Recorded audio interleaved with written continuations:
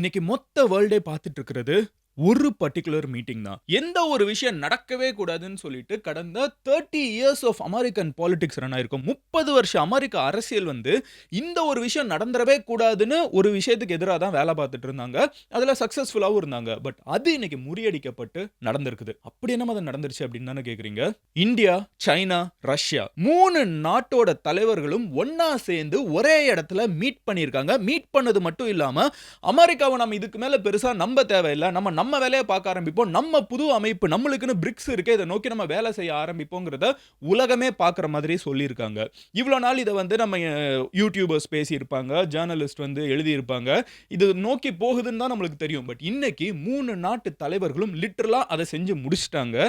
அது மட்டும் இல்லாம இது அப்படியே அங்கேருந்து கிளம்பி இந்தியாவுக்கு வர போறாங்க. உலகத்தில் இருக்கக்கூடிய முக்கியமான தலைவர்கள், பிரேசில் தலைவர், ரஷ்யாவோட தலைவர், சைனா, சவுத் ஆப்பிரிக்கா எல்லா நாட்டோட தலைவர்களும் இன்னும் கொஞ்ச நாள்ல நம்ம நாட்டுக்கு வர போறாங்க.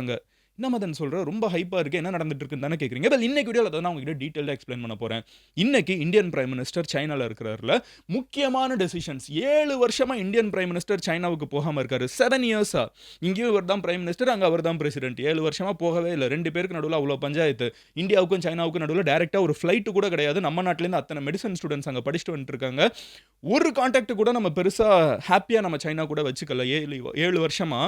பட் இன்னைக்கு அது எல்லாமே மாறி நம்ம சைனாவோட ஹேண்ட் ஷேக் பண்ண ஆரம்பிச்சிருக்கோம். அண்ட் இது ட்ரம்ப்புக்கு மிகப்பெரிய சிம்ம சொப்பனம். நம்ம நாட்டில் இருக்கிற மக்களுக்கு இது ஒரு மிகப்பெரிய ஆப்பர்ச்சுனிட்டி. இதை பார்த்துட்டு இருக்கிற உங்களுக்கு, எனக்கு, நம்ம எல்லாருக்குமே மதன் டீட்டெயிலாக சொல்லுன்னு தானே கேட்குறீங்க. சொல்ல ஆரம்பிக்கிறேன். பட் அதை பார்க்க ஆரம்பிக்கிறதுக்கு முன்னாடி இந்த மாதிரி வேர்ல்டு ஃபுல்லாக நடக்கக்கூடிய எல்லா விஷயமும் உங்களுக்கு ரொம்ப சிம்பிளாக டெய்லி 10 நிமிஷத்தில் வந்து சேரணும்னு நினச்சிங்கன்னா சேனலை சப்ஸ்கிரைப் பண்ணுங்க. அப்போனா தான் யூடியூபோட அல்கோரிதம் கரெக்டாக உங்களுக்கு ஏற்ற மாதிரி ஒரு டாபிக் வர்றப்போ உங்ககிட்ட கரெக்டாக யூடியூப்ல வந்த உடனே மேலே வந்து காமிக்கும். ஓகேவா? இப்போ ஆரம்பிக்கலாம். Hello everyone, நான் Madan Gowri and hello my dear MG squad. First விஷயம் என்ன அப்படின்னு பார்த்தீங்கன்னா, எங்க இந்த மீட்டிங் நடக்குது அப்படிங்கிறத சொல்லிடுறேன். டியான்ஜின் அப்படிங்கிற ஒரு பர்டிகுலர் சிட்டி. இது வந்து பீஜிங்ல இருந்து கொஞ்சம் தூரம் தான் தள்ளி இருக்குது, கிட்ட தான். ஓகேவா? இந்த டியான்ஜின் அப்படிங்கிற சிட்டில இன்னைக்கு SCO அப்படிங்கிற ஒரு சமிட் நடக்குது. Shanghai cooperation organisation. இந்த மீட்டிங்ல யார் யார் இருக்கிறாங்க அப்படின்னு பார்த்தீங்கன்னா, சைனா ஆஃப்கோர்ஸ் அவங்க தான் ஹோஸ்டே பண்றாங்க. ரஷ்யா, உலகத்தோட மிகப்பெரிய நாட்டோட தலைவன் யாரு? ரஷ்யா தான். ரஷ்யா தான் வேர்ல்ட்லே லார்ஜஸ்ட் கண்ட்ரி. சைனா யாரு? வேர்ல்டோட ஃபேக்ட்ரி. ஸோ வேர்ல்டோட ஃபேக்ட்ரியில் ரஷ்யா வேர்ல்டோட லார்ஜஸ்ட் கண்ட்ரியோட தலைவர், பிளஸ் இந்தியா வேர்ல்டோட மோஸ்ட் பாப்புலஸ் கண்ட்ரி. உலகத்திலே அதிகமான மக்கள் வாழக்கூடிய நாடு இது India. So Indian prime minister நம்மளுக்கு அடுத்து இருக்க Pakistan, Kazakhstan, Kyrgyzstan, Tajikistan, Uzbekistan, Iran, Belarus அப்படின்னு சொல்லப்படக்கூடிய இந்த குட்டி குட்டி நாடுகள் மீதி. இதில் முக்கியமான ஆனால் ஃபோக்கஸ் யார் மேலே இருக்குது, எந்த 3 பேர் மேலே வேர்ல்டு ஃபுல்லாக இருக்கும்னு பார்த்தீங்கன்னா, சைனா, ரஷ்யா, இந்தியா. இந்த 3 பேர் ஒன்றா சேர்ந்து என்ன பேச போகிறாங்க அப்படிங்கிறது தான் ட்ரம்ப்போட மிகப்பெரிய தலைவலி. லாஸ்ட் 30 இயர்ஸாக நான் ஆல்ரெடி சொன்ன மாதிரி அமெரிக்க அரசியலே எதை பற்றி இருந்துச்சுன்னா, சைனாங்கிற ஒரு டிராகனாக இருக்கட்டும், இந்தியாங்கிற ஒரு எலிஃபண்ட்டாக இருக்கட்டும், அதே மாதிரி ரஷ்யா அப்படின்னு சொல்லப்படக்கூடிய இந்த மாதிரி ஒரு என்ன சொல்ல, அவங்கள எத்தனை வருஷம் ஆனாலும் அவங்க அப்படியே ஏஜ் ஆகாமல் அப்படியே இருந்துட்டு இருக்காங்கிற மாதிரி ஒரு வேம்பயராக இருக்கட்டும். இந்த 3 பேர் ஒன்று சேர்க்கவே கூடாது அப்படிங்கிறதுல வந்து என்றைக்குமே அமெரிக்கா வந்து ரொம்ப ஸ்ட்ராங்காக இருந்திருக்குது. அதில் ரஷ்யாவையும் சைனாவையும் வந்து பிரிக்க முடியல. அவங்க எப்படி பார்த்தாலும் ஒன்று சேர்ந்துடுறாங்க. ஆனால் சைனாவையும் இந்தியாவையும் நல்லா சக்ஸஸ்ஃபுல்லாக பிரித்து வச்சுட்டு இருந்தாங்க. அதுக்கு பாகிஸ்தான் அப்பப்போ யூஸ் பண்ணுவாங்க, இதை நேபாளை யூஸ் பண்ணுவாங்க, பங்களாதேஷை யூஸ் பண்ணுவாங்க. இந்த மாதிரி ஏதாவது நாட்டை யூஸ் பண்ணி, அண்ட் சைனாவையுமே ரொம்பலாம் நம்ப முடியாது. சைனாக்காரங்க வந்து பர்ஃபெக்டான நாட்கள்லாம் கிடையாது. அவங்களுக்கும் ஹிடன் அஜெண்டாலாம் நிறைய இருக்குது, இல்லை டைரெக்டாகவே இருக்குது. நம்ம ஊரில் இருக்கிற நிறைய ஸ்டேட் அவங்க நாடுன்னே என்ன சொல்லிட்டு இருக்காங்க. நம்மளுக்கும் அவங்க கூட பிரச்சனை இருக்குது. ஒரு டைம் நம்பி அவங்க வந்து நம்மளை நம்பிக்கை துரோகம் பண்ணியிருக்காங்க. ஒரு போரே நம்மளுக்கு அதனால சைனாவோட நடந்திருக்குது. நம்மளுக்கும் சைனா மேலே பெரிய நம்பிக்கை இல்லை, சைனாவுக்கும் நம்ம மேலே பெரிய நம்பிக்கை கிடையாது. இந்த மாதிரி ஒரு நேரத்தில் அமெரிக்கா இதை யூட்டிலைஸ் பண்ணிக்கிட்டு டிவைட் அண்ட் ரூல் தான் இந்தியாவையும் சைனாவையும் என்றைக்குமே தள்ளி தள்ளி வச்சுட்டு இருந்தாங்க. அன்டில் ட்ரம்ப் பவருக்கு வந்த உடனே ட்ரம்ப் சைனா மேலேயும் டேக்ஸ் போடுறாரு, இந்தியா மேலே டேக்ஸ் போடுறாரு, ரஷ்யா மேலே டேக்ஸ் போடுறாரு. எவன் அமெரிக்காவை எதிர்த்தாலும் அவன் மேலே டேக்ஸ் போடுவேங்கிறாரு. அமெரிக்காவோட ஃப்ரெண்ட்ஸ் மேலே அதை விட அதிகமாக டேக்ஸ் போடுறாரு. இருக்கிறதுலே சைனா வந்து அமெரிக்காவுக்கு ஆப்போசிட் தானே, அதை விட அதிகமாக நம்ம மேலே டேக்ஸ் அதிகமாக போட்டாரு. ஸோ இவ்வளோ டேக்ஸை ஏற்றி இந்தியா ஒரு வழியாக என்ன யோசிச்சிருச்சுன்னா, இனிமே இந்த ட்ரம்ப்பை நம்பி பிரோஜனமே கிடையாது. அட்லீஸ்ட் இந்த அமெரிக்காவில் வந்து ட்ரம்ப் ஆட்சியில் இருக்கிற வரைக்கும் அமெரிக்காவை நம்ப முடியாது. நம்ம அடுத்து கொஞ்சம் வருஷம் கஷ்டமாக இருந்தாலும் பரவாயில்ல, சைனாவோட கையை ஷேக் பண்ணுவோம், ஹேண்ட் ஷேக் பண்ணுவோங்கிறதுனால தான் இந்த மீட்டிங்க்கு வந்து இன்றைக்கி பிரைம் மினிஸ்டர் போகவே செஞ்சுருக்காரு. இது எல்லாருக்குமே தெரிஞ்ச ஒரு விஷயம். இந்த மீட்டிங்ல சில முக்கியமான டெசிஷன்ஸ் எடுக்கப்பட்டிருக்குது. ஃபர்ஸ்ட் விஷயம் என்ன அப்படின்னு பார்த்தீங்கன்னா, கால்வான் வேலியில கொஞ்சம் வருஷத்துக்கு முன்னாடி இந்த கோவிட் டயத்துல இந்தியாவுக்கும் சைனாவுக்கும் வந்து பார்டர் பிரச்சனை வந்துச்சு. நம்மளுக்கு என்னைக்குமே பார்டர் பிரச்சனை இருக்குது. அன்னைக்கு பார்டர் பிரச்சனை வந்து கொஞ்சம் அதிகமா போய் கைகலப்பு ஏற்பட்டு 2 சைடு உயிரிழப்புகள் வரைக்கும் ஏற்பட்டுச்சு. ஸோ இவ்ளோ பெரிய ஒரு பிரச்சனை வந்து பார்டர்ல வந்ததுக்கப்புறம் இந்தியா வந்து ரொம்ப ஸ்ட்ராங்கா டிக்டாக்க வெளிய அனுப்பிச்சாச்சு. நம்ம ஊர்ல இருக்கிற ஏகப்பட்ட சைனீஸ் ஆப் அனுப்பிச்சாச்சு. நம்ம வந்து சைனாக்கு போகிற டைரக்ட் ஃப்ளைட்ட கோவிடுக்கு அப்புறம் நம்ம ரெஸ்யூமே பண்ணல. முடியாதுடா போங்கடா அப்படின்னு சொல்லி விட்டாச்சு. ஸோ இந்தியா வந்து சமகாண்டு சைனா மேல ஓகேவா? அப்ப நம்ம கூட வந்து சப்போர்ட்டா நின்னது யாருன்னு பார்த்தீங்கன்னா அமெரிக்கா. அமெரிக்கா நம்மளுக்கு ஸ்ட்ராங்கா சப்போர்ட்டா இருந்துச்சு. சைனா வந்து நம்மளுக்கு அப்படியே ஆப்போசிட்டா போய் நின்னுட்டாங்க. எந்த அளவுக்குன்னு பார்த்தீங்கன்னா, ரீசென்ட்டா ஆப்பரேஷன் சிந்தூர் டயத்துல பாகிஸ்தான் வந்து அவ்ளோ பெரிய நாடுலாம் இல்ல நம்மள எதிர்த்து நிக்கிறதுக்கு. அதுக்கு மேஜர் இன்புட்ஸ குடுத்தது யாருன்னு பார்த்தீங்கன்னா, சைனா தான். அவங்களோட சேட்டலைட்ஸ யூஸ் பண்ணி இன்புட் எல்லாம் வந்து பாகிஸ்தான் ஆர்மி வந்து ஓரளவுக்கு எஃபிஷியன்ட்டா அவங்க எதையோ பண்ண முயற்சி செஞ்சாங்கன்னா, அதுக்கு காரணம் வந்து சைனா தான். அவங்களோட இன்புட் நெறைய இருந்திருக்கு அப்படின்னு சொல்றாங்க. ஸோ இதெல்லாம் ஒரு சைடு நடந்துட்டு இருக்குது. ஸோ இந்தியாவும் சைனாவும் அப்படியே ஆப்போசிட். ஒண்ணும் ரொம்ப நாள்லாம் இல்ல. மே மாசம் சொல்றேன். இந்தியா இங்கன்னா சைனா அப்படியே நேர் எதிர். அவ்ளோ ஆப்போசிட்டா இருக்கும். நம்ம பின்னாடி அமெரிக்கா நின்னுச்சு. ஆனா இந்த ஜியோ பொலிட்டிக்ஸ்ல, இன்டர்நேஷனல் பொலிட்டிக்ஸ்ல எப்போ எது நடக்கும்னு யாராலயுமே பிரெடிக்ட் பண்ண முடியாது.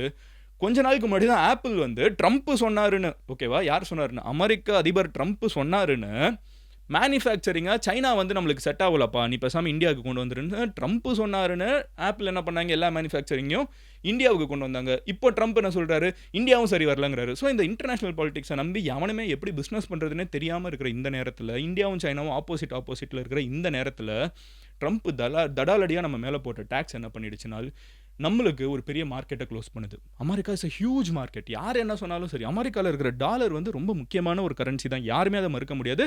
அதை விட அங்க இருக்கிற மக்கள் வந்து அதிகமா செலவு பண்றாங்க. இப்போ இந்த மார்க்கெட் க்ளோஸ் ஆகுறப்போ, இந்தியா என்ன பண்ணுதுன்னா, அல்டர்னேட்டிவ் மார்க்கெட்ஸை தேட ஆரம்பிக்குது.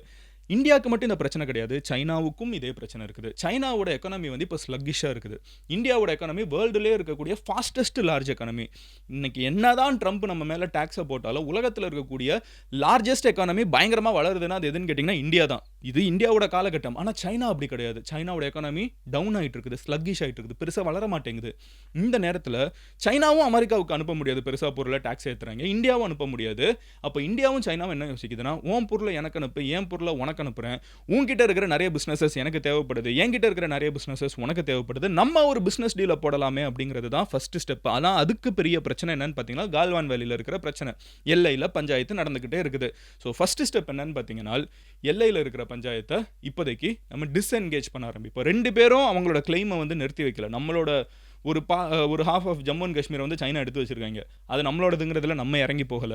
சைனா வந்து நம்ம கிட்ட இருக்கிற சில இடம் வந்து அவங்களோடதுன்னு கிளைம் பண்றாங்க. அதுல இருந்து அவங்களும் இறங்கி போகல. பட் இன்னைக்கு காலத்தோட கட்டாயமா 2 பேர் எதிரிங்களா? ஆமா எதிரிங்க தான். ஆனா காலத்தோட கட்டாயத்துல 2 பேரும் ஹேண்ட் ஷேக் பண்ணுவோம். 2 பேரும் ஒரு பிசினஸ் பண்ண முடியுதான்னு பார்ப்போங்கிறதோட ஃபர்ஸ்ட் ஸ்டெப். அதுக்கு முதல் விஷயமா இந்த பார்டர்ல இருக்கிற பிரச்சனையை நிறுத்தி வைப்போம். டிஸ்என்கேஜ்மெண்ட். 2 சைடும் ஆயிரக்கணக்கான வீரர்கள் வந்து துப்பாக்கியவும் ஆயுதங்களையும் தூக்கிட்டு இருக்கிறத ரிலாக்ஸ் பண்ண ஆரம்பிப்போம். கொஞ்சம் சில்லா இருப்போம், இறங்கி விடுவோம். கேட்டெல்லாம் ஓப்பன் பண்ணி விடுங்க. சைனீஸ் குட்ஸ் இந்தியாவுக்குள்ளே வரட்டும், இந்தியன் குட்ஸ் சைனாக்குள்ளே போகட்டும் அப்படிங்கிற ஒரு விஷயம் பேசப்பட்டிருக்குது. Borders are going to be relaxed. இதுதான் முக்கியமான முதல் அப்டேட். ஓகேவா? ரெண்டாவது என்ன அப்படின்னு பார்த்தீங்கன்னா, கைலாஷ் மன்சரோவர். நம்மளுக்கு வந்து ஹிந்துயிசமில் இருக்கக்கூடிய ஒரு முக்கியமான ஒரு விஷயம் என்னன்னு பார்த்தீங்கன்னா, இந்த கைலாசத்துக்கு போகணும், கைலாஷை போய் பார்க்கணும் அப்படிங்கிறது வந்து நிறைய பேருக்கு இருக்கக்கூடிய ஒரு ஆசை. நம்ம சேனல்லேயே நம்ம கைலாஷ் மன்சரோவர்னா என்னங்கிறது ஒரு வீடியோவில் எக்ஸ்பிளைன் பண்ணியிருக்கோம். மதன் கௌரி ஸ்பேஸ் கைலாஷ் அப்படின்னு சர்ச் பண்ணிங்கன்னா அந்த வீடியோ வந்துடும். மன்சரோவருங்கிறது அங்கே இருக்கிற ஒரு லேக். ஸோ இந்த கைலாஷ் மன்சரோவர் அப்படின்னு சொல்லப்படக்கூடிய இந்த ஒரு இடத்துக்கு ஆக்சஸ் யார்கிட்ட இருக்குன்னு பார்த்தீங்கன்னா சைனா கிட்ட இருக்குது. ஏன்னா அந்த கைலாஷ் மன்சரோவர் சைனாக்குள்ளே இருக்குது, டிபெட்டுக்குள்ளே இருக்குது. அவங்க டிபெட்டை பிடிச்சிட்டாங்க. இந்தியானால வந்து லாஸ்ட் கொஞ்சம் வருஷமாக கைலாஷ் மன்சரோவருக்கு நிறைய பேர்னால போக முடியல இதனால. ஏன்னா இந்தியாவுக்கும் சைனாக்கும் பெருசாக பிரச்சனை. ஸோ இப்போ அடுத்த விஷயமா என்னன்னு பார்த்தீங்கன்னா, சைனா வந்து கைலாஷ் மன்சரோவருக்கு, சிவனோட முக்கியமான இடம்னு நம்பக்கூடிய கைலாஷ் மன்சரோவருக்கு ஆக்சஸ் கொடுக்குறோம் அப்படிங்கிறத ஒத்துக்கிருக்காங்க. இது மோர் ஆஃப் அ குட்வில். அதே மாதிரி சைனாவில் இருக்கிற மிகப்பெரிய மதம் எதுன்னு கேட்டிங்கன்னா புத்த மதம். ஆனால் புத்த மதம் பிறந்த நாடு எது? இந்தியா. புத்திசம் வளர்ந்த நாடு எது? இந்தியா. புத்தர் வந்து வாழ்ந்த நாடு எது? இந்தியா. அப்போ சைனீஸ் டூரிஸ்ட், சைனீஸ் பில்கிரிம்ஸ்க்கு வந்து இந்தியாவுக்கு வந்து ஆக்சஸ் கொடுக்குறோன்னு சொல்லிட்டு இந்தியாவும் சொல்லியிருக்குது. ஸோ உங்களுக்கு டூரிஸ்ட் விசா எவ்வளோ நாள் நிறுத்தி வச்சாங்க. சைனாவில் இருக்கக்கூடிய மக்கள் வந்து புத்த மக்கள் வந்து புத்தரோட வாழ்ந்த இடம், புத்தர் வளர்ந்த இடம், புத்த விகாரங்களை பார்க்கணுன்னா நீங்கள் இந்தியாவுக்கு வரலாம் அப்படின்னு சொல்லிட்டு இந்தியாவும் பெர்மிஷன் கொடுத்துருக்குது. இது முக்கியமான இமோஷனலாக 2 பேர் அட்டாச் ஆகிறது ரொம்ப முக்கியமான விஷயம். இது கடந்த கொஞ்சம் வருஷமாக நடக்காமலே போயிடுச்சு. அடுத்து என்னன்னு பார்த்தீங்கன்னா direct flights. Can you believe it? நம்ம எத்தனை பேர் வந்து சைனாவில் வந்து நம்ம தமிழ்நாட்டிலேருந்து இருக்கக்கூடிய ஸ்டூடெண்ட்ஸே அங்கே போய் மெடிசன் படிச்சுட்டு இருக்காங்க. இவ்வளோ இப்போ நம்ம ரீசெண்டாக கூட வந்து சைனா அப்படின்னு சொன்னால் நிறைய பேர் வந்து ட்ராவல் பண்ணணும், அங்கே போய் பார்க்கணுன்னு ஆசை கூட நிறைய பேருக்கு இருக்கும்.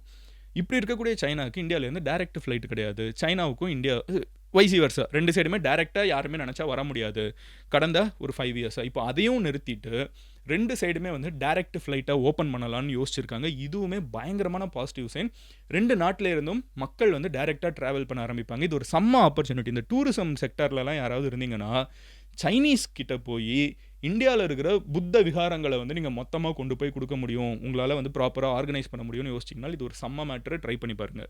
அடுத்த விஷயம் என்ன அப்படின்னு பார்த்தீங்கன்னா, இந்தியாவுக்கு தேவையான ஃபர்டிலைசர்ஸ் இதை வந்து சைனா தரேன் இருக்காங்க. இதை நிறுத்தி வச்சிருந்தாங்க, தரவுன்னு இருக்காங்க. நம்ம விவசாயிகளுக்கு இது பிரயோஜனமாக இருக்கும், கம்மியான விலைக்கு வரும். ரெண்டாவது என்னன்னு பார்த்தீங்கன்னா ரேர் எர்த் மினரல்ஸ். நம்ம ஊரில் இருக்கக்கூடிய இந்த டாடா மஹிந்திரா எல்லாருமே இன்னைக்கு ஈவி ரேஸில் ஓடிட்டு இருக்காங்களே, அதுக்கு தேவையான சில பேட்டரிஸ்க்கு தேவையான மினரல்ஸு, சில ரேர் எர்த் எலிமெண்ட்ஸ் எல்லாம் வந்து சைனாவில் இருக்குது. அது நம்மளுக்கு ஆக்சஸே கிடையாது. கிட்டத்தட்ட வேர்ல்டில் இருக்க எல்லா ஈவியுமே வந்து சைனா மேலே டிபெண்ட்டாக தான் இருக்காங்க.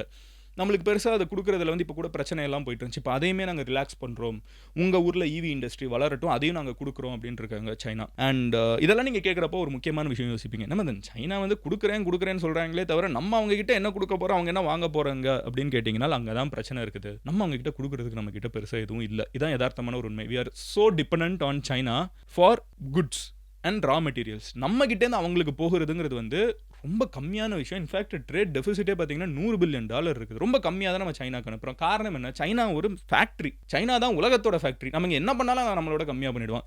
திருப்பூரில் டிஷர்ட் அடிச்சோன்னா அதை விட கம்மியாக சைனாவில் டிஷர்ட் அடிச்சிருவாங்க.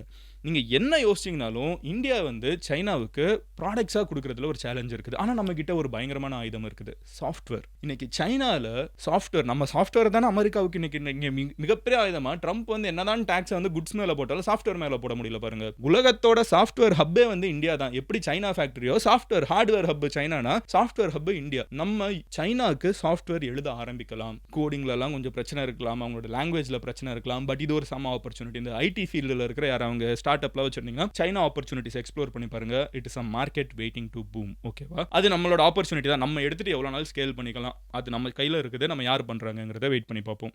லாஸ்ட் விஷயம் என்னன்னு பார்த்தீங்கன்னா, உலகத்தில் இருக்கிற எல்லா முக்கியமான தலைவர்களும், பிரேசிலியன் தலைவர், ரஷ்யன் தலைவர், சவுத் ஆப்பிரிக்கன் தலைவர், சைனீஸ் தலைவர் எல்லாருமே ஒன்னா சேர்ந்து இந்தியாவுக்கு வர போறாங்கன்னு சொன்னிய மதன். அது என்ன மேட்டர்னு கேட்டீங்கன்னா, பிரிக்ஸ் 2026 அடுத்த வருஷம். ஓகேவா? இன்னும் கொஞ்ச நாள் தான் இருக்கு. நம்ம ஆல்ரெடி இந்த வருஷம் பாதி முடிஞ்சிருச்சு.